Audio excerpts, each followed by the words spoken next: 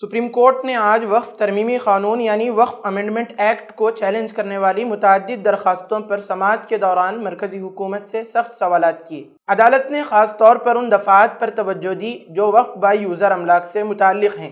Supreme court نے حکومت سے پوچھا کہ اگر کسی زمین یا جائیداد جو برسوں سے مذہبی یا رفاہی مقاصد کے لیے استعمال کی جا رہی ہو تو کیا اسے صرف اس بنیاد پر وقف کی حیثیت سے خارج کیا جا سکتا ہے کہ اس کی قانونی ملکیت درج نہیں ہے؟ جج صاحبان نے خبردار کیا کہ اگر وقف بائی یوزر کی بنیاد پر تسلیم شدہ املاک کو ہٹا دیا گیا تو اس کے سنگین نتائج برآمد ہو سکتے ہیں۔